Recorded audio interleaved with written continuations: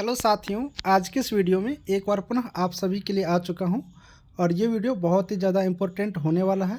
तो आप लोग इस वीडियो को अंत तक देखेंगे जिससे कि आज की इस वीडियो में बीटीएससी 10709 एएनएम के बारे में मैं आपको कंप्लीट जानकारी दे पाऊंगा। क्या इस बार जो केस है वो अंत होगा कि नहीं, इसके बारे में भी हम लोग जानकारी प्राप्त करेंगे। केस का मूल बात क्या है उसके बारे में भी देखेंगे और किस बातों से सावधान रहना है इसके बारे में भी हम लोग जानकारी प्राप्त करेंगे। चलिए वीडियो को हम शुरू करते हैं, एक एक करके हर एक पॉइंट को आपको क्लियर करते हैं। सबसे पहले मैं आपको बताना चाहूँगा कि आप सभी को मालूम हो गया होगा कि ये जो अंजलि कुमारी वर्सेज अर्चना कुमारी का केस है, डायरी नंबर 22/730 वाला, ये केस अगर आप लोग देखिएगा तो बहुत अच्छी बात है कि ये केस लिस्टेड हो चुका है। और लिस्टेड कब हुआ है तो 31 जनवरी 2025 के डेट में हुआ है। लेकिन आप लोग याद रखिएगा ये कंप्यूटर जनरेटेड है। कंप्यूटर जनरेटेड कोई फिक्स नहीं रहता है, आगे पीछे आप लोगों को हो सकता है। पिछली बार आप लोग देखा था कि ये रजिस्ट्रार कोर्ट में 20 दिसंबर 2024 को सुनवाई हुआ था और पुनः 31 जनवरी 2025 के डेट में से लिस्टेड करने के लिए कंप्यूटर जनरेटेड किया गया। साथियों, यहाँ पर आप लोग जब देखेंगे स्टेज और स्टेटस केस का तो यहाँ पर सीरियल नंबर हम लोग को मिल जाएगा। जब तक सीरियल नंबर नहीं मिल जाता है तब तक आप लोग इसे संभावित समझेंगे, ये आगे पीछे हो सकता है। टेंटेवली यहाँ पर लिखा हुआ आप लोग देख पा रहे होंगे। अब आप लोग ये सोच रहे होंगे आखिर ये केस केस केस कब तक चलता रहेगा। सुनते सुनते आपका कान पक गए होंगे, आप थक गए होंगे। लेकिन याद रखिए साथियों, ये सुप्रीम कोर्ट है और सुप्रीम कोर्ट में जो निर्णय होता है वो बिल्कुल रूप से बहुत ही अच्छी तरीके से निर्णय आता है। और अच्छा निर्णय लेने के लिए सही मतलब स्पष्ट क्या सत्य है, किसके पक्ष में जानी चाहिए, इन सब चीज़ों के लिए टाइम तो आपको देना होगा। इसीलिए कोई भी एएनएम सिस्टर घबराएंगे नहीं, बिल्कुल रूप से आप लोग पैसेंस बनाए रखें। देखिए सभी लोग यहाँ पर उम्मीद बना रखे हैं, दो प्रकार की उम्मीद है।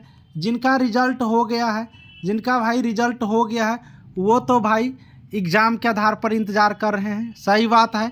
दूसरी नंबर की मैं बात करता हूँ, जिनका रिजल्ट नहीं हुआ है और मार्क ज़्यादा है और मार्क्स ज़्यादा है, वो सभी स्टूडेंट मार्क्स बेसिस के आधार पर इंतज़ार कर रहे हैं। यानी कहने का मतलब सब अपना अपना देख रहे हैं कि किसी तरीक़ा से मेरा हो जाए। अब आप लोग ये समझिए, जब सब अपना अपना ही देख रहे हैं तो भाई केस के मैटर में क्यों कह रहे हैं कि हम सबके लिए लड़ रहे हैं। बिल्कुल नहीं, सबके लिए कोई नहीं लड़ रहा है। जो भी लड़ रहा है ना, जो केस यहाँ पर लड़ रहा है ना सुप्रीम कोर्ट में, वो खुद के लिए। अगर सबके लिए लड़ना होता तो आज रिजल्ट वाला बच्चे यहाँ पर जो भी है वो अपने को देखते, जिनका रिजल्ट नहीं हुआ है वो आगे की तैयारी को देखते। ऐसा नहीं है कि उसमें इन्वॉल्व हो जाते हैं, क्योंकि आपने तो एग्ज़ाम दिया लेकिन आपकी रिजल्ट नहीं हुआ, ये दूसरी कारण है। अब बात करें कि संविदा वाले कैंडिडेटों का, देखिए संविदा वाले का फ़र्ज बनता है क्योंकि वो लोग बहुत दिनों से काम करते आ रहे हैं बिहार सरकार में। अब उनकी एबिलिटी घट गए होंगे, पढ़ाई लिखाई बहुत सारी चीज़ होता है।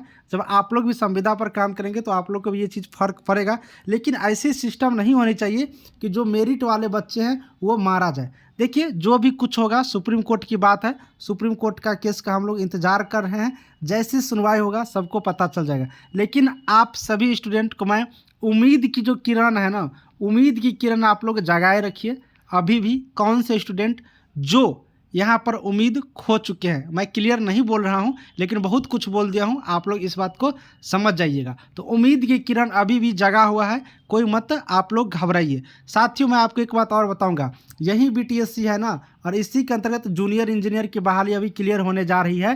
क्लियर लगभग हो ही गया, बस 4 फरवरी को ज्वाइनिंग मिल जाएगा सभी को, ठीक है, ज्वाइनिंग लेटर।